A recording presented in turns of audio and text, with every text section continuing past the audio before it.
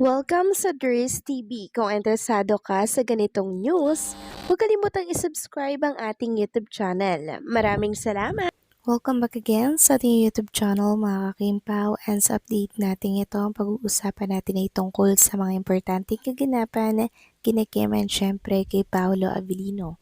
Pero bago po ang lahat, maraming salamat sa inyong patuloy na pag-support at pagsubaybay sa mga daily update natin.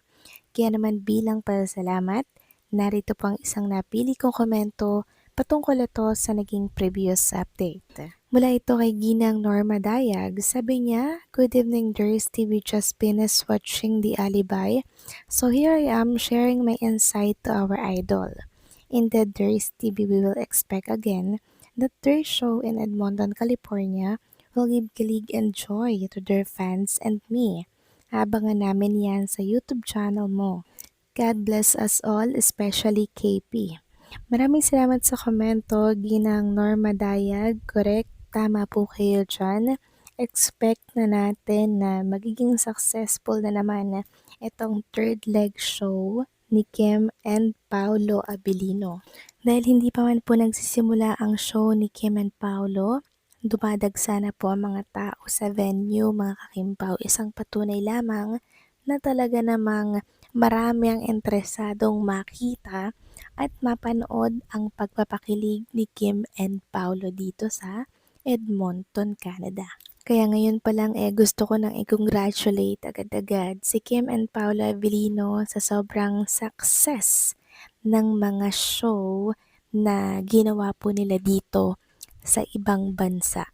And wag po kayong mag-alala dahil ihahatid ko po sa inyo ang buong kaganapan sa show ni Kim and Paolo Avellino maya-maya lamang dito po sa Edmonton, Canada.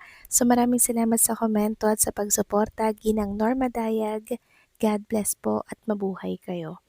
So eto na nga, pag-usapan na natin ang mga balita po na nakalap natin sa araw na to ng Sabado, at unahin na nga natin agad-agad pag-usapan ang ganap dyan sa Edmonton Expo Center na kung saan ay venue ng show ni Kim and Paolo. So kani-kanina lamang nagbahagi na po ang TFC Canada ng ilang picture kuha po sa venue.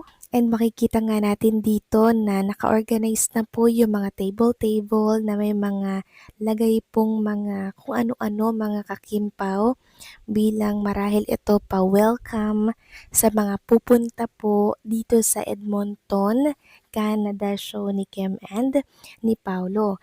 May mga t-shirt po dyan, mga kakimpaw, t-shirt marahil ito na may tatak po na Kimpaw. Tapos may mga kung ano-ano pa dito, nakakatuwa lang, no?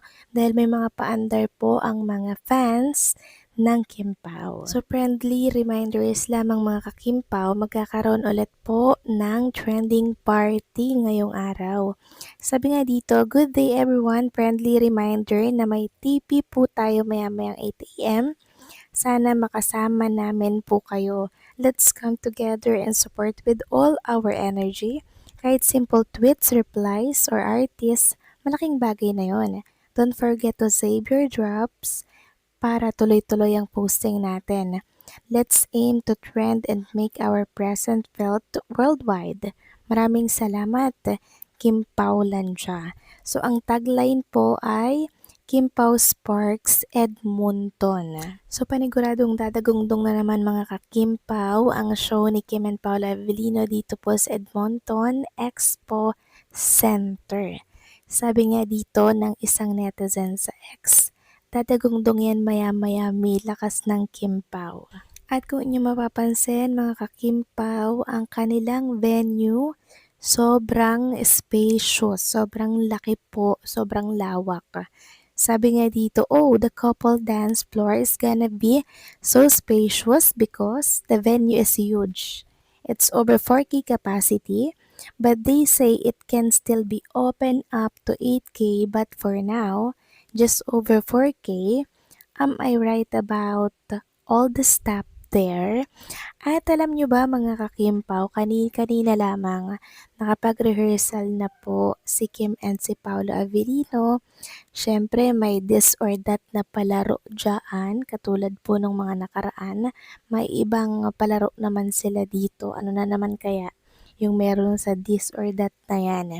Tapos makikita nga dito mga kakimpaw, ang ilang kaganapan kay Kim and Paolo Avellino, kuha po sa stage na talaga namang todo rehearsal po ng kanilang kakantahin na naman mamaya dito po sa Expo Center dito po sa Edmonton. Kitang-kita nga natin dito na medyo kahit kulang sa tulog, si Kim and Paula Avellino, go na go pa din po sa pag-rehearsal para syempre makapagpasaya ng mga Kimpo fans na pupunta po maya-maya lamang dito po sa Expo Center. Paniguradong punong-puno na naman ito at dadagsain ng mga fans mula po sa iba't ibang panig ng lugar dito po sa Canada.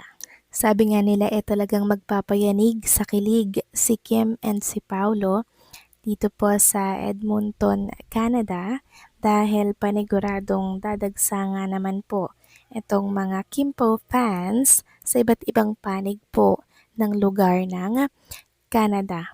At kanina din po mga kakimpaw, nagbahagi po ng isang video or picture si Carmel and ginugood luck niya nga po si Kim and si Paolo. Sabi niya, good luck mommy and daddy. Certified fan din po siya ni Kim and ni Paolo mga kakimpaw. And sa mga oras na to mga kakimpaw, panay dagsaan na po at dati nga na noong ilang mga fans. Narito nga po yung ilan sa mga picture kuha po dyan sa Edmonton, Canada.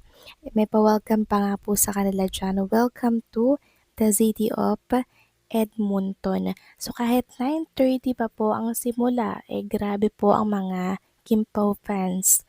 Merong sobrang aga, ando na po sa venue, inaantay na lang po yung oras ni Kim and Paolo. Yung iba nga po, dyan natulog sa venue para nang sa ganun, hindi po sila makipagsiksikan maya-maya sa pagpasok dito po sa Expo Center. So ganyan po nila kamahal si Chinita Princess, mga kakimpaw, and syempre, si Paolo Avellino. Minsan lang po kasing mangyari itong world tour ni Kim and Paolo. Kaya naman wala po silang papalagpasin kahit ilang segundong late, hindi po nila yan magagawa mga kakimpaw. Dahil bawat minuto para sa kanila ay mahalaga mga kakimpaw. Kaya ayaw nilang magpa-late sa show ni Kim and ni Paolo. So ngayon pa lang, good luck, congratulations kay Kim and Paolo dahil nakikita natin na matagumpay or pagiging matagumpay ulit ang third leg show nila dito po sa Edmonton, Canada.